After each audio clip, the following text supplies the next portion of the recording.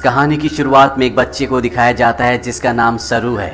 सरू अपने बड़े भाई गुड्डू के साथ ट्रेन में कोयला चोरी कर रहा होता है। दरअसल ये लोग बहुत गरीब हैं, इन्हें अपनी गुजर बसर के लिए चोरी करनी पड़ती है। ये दोनों ट्रेन से बहुत सारा कोयला चोरी करते हैं और उस कोयले को एक दुकान में बेचने के लिए जाते हैं। उसी दुकान में जलेबियाँ भी बन रही होती है। सरू अपने बड़े भाई से कहता है कि मुझे जलेबी खानी है। उसका बड़ा भाई कहता है कि एक दिन मैं तुम्हें जलेबी ज़रूर खिलाऊंगा। उसके पास इतने पैसे नहीं है कि वो अपने छोटे भाई को जलेबियां खिला सके। सरू कहता है कि एक दिन हम दुकान की सारी जलेबियां खरीद लेंगे। अब कोयले के बदले में थोड़ा सा दूध दिया जाता है और ये दोनों भाई खेलते हुए अपने घर वापस पहुंच जाते हैं, जहाँ पर सरू और गुड्डू की एक छोटी बहन भी है। ये तीनों अपनी माँ के साथ रहते हैं। सरू की माँ अपने दोनों बच्चों से पूछती कि वो दूध कहाँ से लेकर आए, लेकिन वो इस बात का कोई भी जवाब नहीं देते। उसी रात को सरू का भाई गुड्डू काम पर जा रहा होता है। सरू कहता है कि मैं भी तुम्हारे साथ काम पर चलूंगा। उसका भाई कहता है कि तुम मेरे साथ नहीं चल सकते क्योंकि काम पर बोरियां उठानी पड़ती है और इस काम के लिए तुम बहुत छोटे हो। सरू अपने सिर के ऊपर चेयर उठाकर दिखाता है, साथ ही साथ वो साइकिल भी उठाने की कोशिश करता है। सरू कहता है कि मैं कोई भी काम कर सकता हूँ। सरू की जिद करने पर उसके भाई को उसे अपने साथ ले जाना पड़ता है। ये दोनों के दोनों एक ट्रेन स्टेशन पहुँचते हैं। सरू अपने भाई गुड्डू की गोद में ही सो जाता है। उसका भाई उसे उठाने की कोशिश भी करता है पर सरू बहुत छोटा है, उसे बहुत नींद आ रही होती है। वो कहता है कि मुझे सोने दो।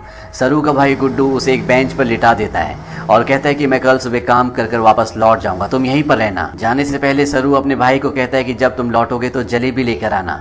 वो कहता है कि ठीक है। सरू कहता है 2000 जलेबियाँ। इसके बाद उसका भाई गुड्डू काम पर चला जाता है। कुछ ही देर बाद जब रात और भी गहरी हो जाती है, स्टेशन पूरी तरह से खाली हो जाता है। इस पूरे स्टेशन पर सिर्फ एक ही बच्चा होता है और वो होता है सरू। सरू वहीं प्लेटफॉर्म पर खड़ी एक ट्रेन में जाकर बैठ जाता है। कुछ ही देर बाद उसे नींद आ जाती है। सुबह जब उसकी नींद खुलती है तो ट्रेन चल रही होती है। सरू ये देखकर घबरा जाता है और ट्रेन में चारों तरफ भागता है। वो अपने भाई को आवाज भी देता है, साथ ही साथ वो ट्रेन के दरवाजे खोलने की भी कोशिश करता है पर दरवाजे पूरी तरह से लॉक्ड होते हैं। इसीलिए ट्रेन के कई बार रुकने के बाद भी वो ट्रेन से बाहर नहीं निकल पाता। ट्रेन की बोगी पूरी तरह से खाली है। सरू भूखा प्यासा इस ट्रेन में फंस चुका है। कुछ दिन का सफर तय करने के बाद ट्रेन कलकत्ता वेस्ट बंगाल पहुंच जाती है, यानी सरू के घर से 1600 किलोमीटर दूर। सरू मध्य प्रदेश के खांडवा डिस्ट्रिक्ट से है। वो स्टेशन पे उतरता है जहाँ पर बहुत ज़्यादा भीड़ होती है। वो टिकट काउंटर पर जाता है और कहता है कि मुझे अपने घर जाना है, पर यहाँ पर सब बंगाली में बात कर रहे होते हैं। सरू को किसी की बात समझ में नहीं आती। वो वहीं स्टेशन पर बैठे अपने जैसे कुछ बच्चों के साथ जाकर बैठ जाता है जिनके पास कोई भी घर नहीं होता। पर कुछ ही देर बाद यहाँ पर कुछ लोग आते हैं जो उन बच्चों को उठाकर अपने साथ ले जा रहे होते हैं। सरू किसी तरह से वहाँ से भाग जाता है और वो एक बार फिर से रात के अंधेरे में इस बड़े शहर में पूरी तरह से अकेला है। उसे बहुत भूख भी लगी होती है। तभी उसे देवी माता की एक मूर्ति दिखती है। वो देवी माँ को नमन करता है और देवी माँ के चरणों में जो प्रसाद होता है वो उस प्रसाद को खाता है। अगली सुबह सरू ट्रेन ट्रैक पर चल रहा होता है क्योंकि वो अपने घर जाना चाहता है। तभी यहाँ पर एक औरत आती है जिसका नाम नूर होता है। वो सरू से पूछती है कि तुम्हारा घर कहाँ है। वो कहता है कि गणेश तल्ले।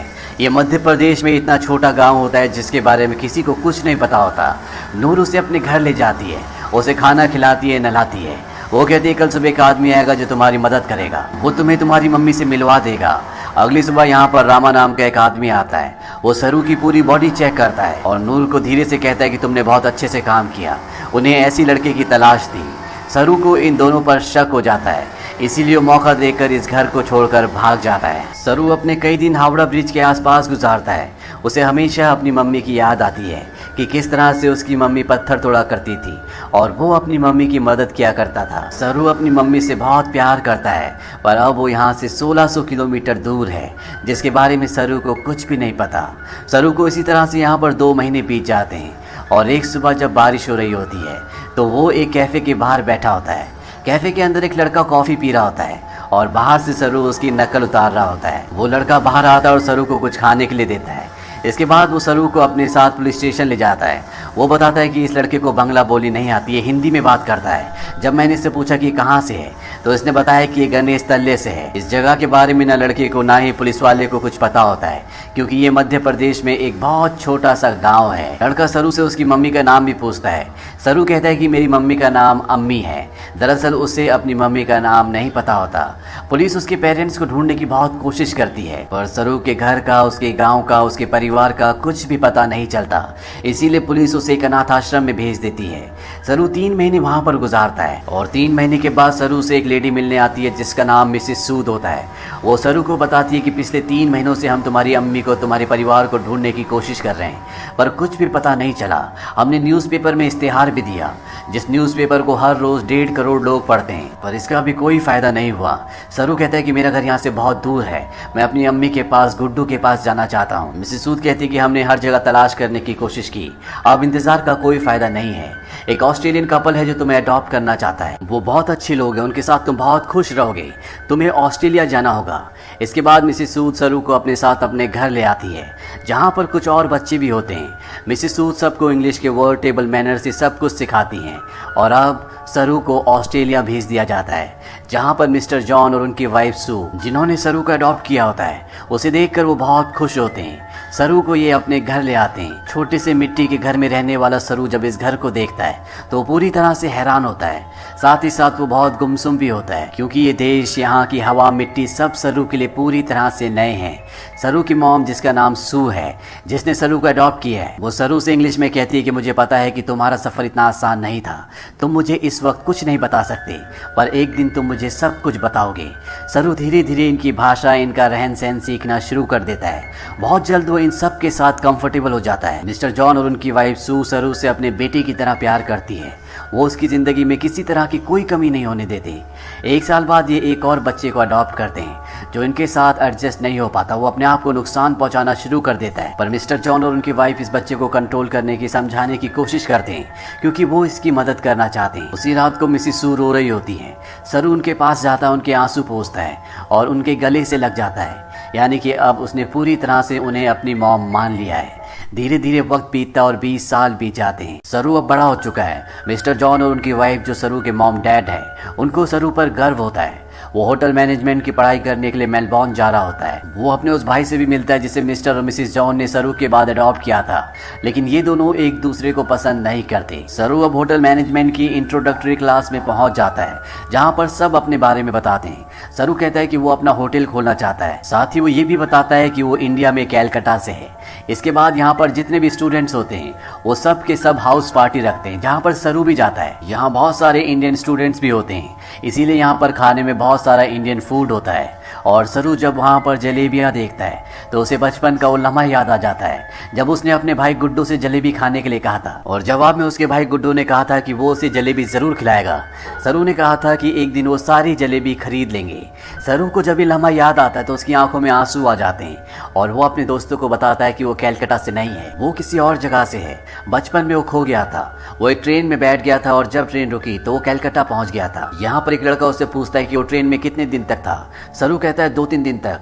वो लड़का उसके गांव का नाम पूछता है। सरू कहता है गणेश तले, लेकिन सरू को अब ये भी नहीं पता कि वो अपने गांव का नाम अच्छे से प्रोनाउंस कर पा रहा है कि नहीं, क्योंकि उसे हिंदी बोलनी नहीं आती, वो अब सिर्फ इंग्लिश बोल सकता है। यहाँ पर एक लड़का उससे कहता है कि कैलकाटा के हावड़ा ब्रिज से, जहाँ पर तुम बचपन में पहुंचे थे, अगर वहां से हम टाइम और ट्रेन की स्पीड को कैलकुलेट करें और वापस जाएं तो हम तुम्हारे गांव के आसपास के रेडियस में पहुंच सकते हैं। यहाँ पर एक लड़की उसे गूगल अर्थ के बारे में बताती है। वो कहती है गूगल अर्थ के सहारे तुम दुनिया की किसी भी जगह को ढूंढ सकते हो, पर सरू इस बारे में और ज्यादा बात करने से मना कर देता है। इसके बाद ये पार्टी से निकल जाते हैं। सरू के साथ एक लड़की भी होती है जिसका नाम लूसी होता है। ये दोनों एक दूसरे की तरफ अट्रैक्टेड होते हैं, इसीलिए रात को ये दोनों एक दूसरे के फिजिकली बहुत क्लोज हो जाते हैं। अगली सुबह जब सरू उठता है तो उसे अपने पेरेंट्स की, अपने घर की, अपने गाँव की याद आती है। उसे एहसास होता है कि उसके खो जाने के बाद उसकी मॉम, भाई बहन उसके लिए कितना परेशान हुए होंगे, इसीलिए गूगल अर्थ एप्लीकेशन के जरिए, साथ ही साथ स्टेशन से अपने घर की जो दूरी होती है उसकी कैलकुलेशन करके हर तरह से अपने गांव गणेश तल्ले को ढूंढने की कोशिश करता है, पर उसकी सारी कोशिश पूरी तरह से बेकार हो जाती है। धीरे धीरे वक्त बीतता और 3 साल बीत जाते हैं। लूसी का और सरू का रिश्ता और भी गहरा हो चुका है। ये दोनों एक दूसरे से बहुत प्यार करते हैं, पर सरू आज भी अपने परिवार के लिए परेशान है। उसे कई बार अपने भाई की छवि दिखती है। उसे एहसास होता है कि उसका भाई उससे कह रहा है कि उसे घर चले जाना चाहिए। सरू अपने परिवार की यादों में, उन्हें ढूंढने में इतना खोया होता है कि धीरे धीरे वो लूसी से अलग हो जाता है। वो लूसी से कहता है कि तुम मुझसे बेहतर इंसान डिजर्व करती हो। लूसी और सरू अलग हो जाते हैं।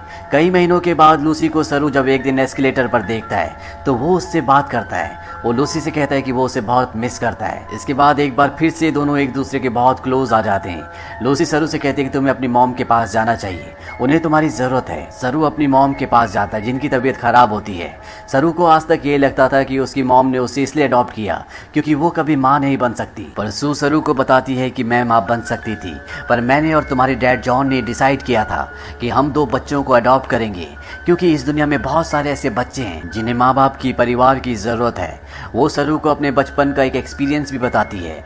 वो कहती है कि मेरे डैड बहुत ज़्यादा अल्कोहल पीते थे, वो एक अच्छे इंसान नहीं थे, मैं हमेशा डरी डरी रहती थी, और एक दिन जब मैं अपने घर के पीछे गई तो मैं चाहती थी कि धरती मुझे निगल ले। तभी मुझे खेत की दूसरी तरफ एक बच्चा दिखा जिसकी ब्राउन स्किन थी, और अगले पल वो बच्चा मेरी साइड में खड़ा था। उस पल मुझे एहसास हो गया कि अब मेरी ज़िंदगी में सब कुछ ठीक होगा। फिर तुम और तुम्हारा भाई मेरी ज़िंदगी में आए, लेकिन अब तुम मुझसे बात नहीं करते, मुझे तुम्हारी ज़रूरत है। सरू को यहाँ पे एहसास होता है कि उसे अपनी मॉम का साथ देना चाहिए, और साथ ही वो अपनी बायोलॉजिकल मदर को भी ढूंढना चाहता है, अपने भाई को ढूंढना चाहता है। इसीलिए एक बार फिर से वो गूगल अर्थ पर अपने गाँव को ढूंढने की कोशिश करता है, और जब वो इंडिया के अलग अलग हिस्सों को जूम करके देखता है तो उसे वो जगह दिख जाती है जहाँ पर उसकी मॉम पत्थर तोड़ा करती थी। इसके बाद वो धीरे धीरे आसपास के पूरे एरिया को सर्च करता है और उसे अपना गांव, जिसका नाम गणेश तलाई है, वो मिल जाता है। उसे पता चल जाता है कि उसका गांव मध्य प्रदेश के खांडवा डिस्ट्रिक्ट में है। इस बात से बहुत खुश होता है। वो ये बात लूसी को और अपनी मॉम को भी बताता है। उसकी मॉम भी उसके लिए बहुत खुश होती है क्योंकि उसकी मॉम और उसके डैड चाहते हैं कि वो इंडिया जाकर अपने परिवार से मिले। सरू अब भारत आ जाता है और वो उस जगह पहुंच जाता है जहां पर उसने अपना बचपन बिताया था। वो धीरे धीरे बचपन की यादों से आगे बढ़ता हुआ उस घर तक पहुंच जाता है जहां पर बचपन में वो अपनी मॉम, अपने भाई और अपनी बहन के साथ रहा करता था। पर अब इस घर में कोई भी नहीं रहता। वो आस पड़ोस से पूछने की कोशिश भी करता है पर उसकी भाषा किसी को भी समझ नहीं आती, और ना ही अब वो हिंदी समझ सकता है। तभी वहां पर एक आदमी आता है जिसे इंग्लिश आती है। सरू उसे अपने भाई का और अपनी बहन का नाम बताता है। उससे पूछता है कि जो परिवार पहले इस घर में रहता था अब वो कहाँ चला गया, पर वो आदमी उसकी बात का जवाब नहीं देता, वहां से चला जाता है। पर कुछ ही पलों के बाद वो लौट कर आता है और सरू को इशारा करता है। सरू जब उस तरफ जाता है तो वो देखता है कि सामने से एक बूढ़ी औरत आ रही होती है, और ये औरत और कोई नहीं बल्कि वो होती है जिसकी गोद में सरू ने अपना बचपन बिताया था। ये उसकी बायोलॉजिकल मॉम होती है। वो उनके गले लगकर बहुत रोता है। सरू की मॉम आज तक इस गांव को छोड़कर इसीलिए नहीं गई थी क्योंकि उसे यकीन था कि एक दिन उसका बेटा लौटकर जरूर आएगा। सरू की बहन भी यहाँ पर होती है। वो अपनी बहन को अपने गले से लगा लेता है, पर सरू अपने भाई से मिल नहीं पाता। उसे पता चलता है कि जिस रात वो अपने भाई के साथ काम पर गया था, पर सरू को नींद आ रही थी, इसीलिए उसके भाई ने उसे बेंच पर सुला दिया था। और जब उसका भाई जा रहा था तो सरू ने अपने भाई से कहा था कि सुबह जलेबी लेकर आना। उसी रात को उसके भाई गुड्डू की एक ट्रेन दुर्घटना में मृत्यु हो गई थी, यानी कि एक माँ ने एक ही रात में अपने दोनों बेटों को खो दिया था। पर उसकी उम्मीद, ईश्वर पर उसकी आस्था थी, जो इतने सालों तक वो अपने छोटे बेटे सरू का इंतजार करती रही, और आज 25 सालों के बाद उसका बेटा वापस लौट आया।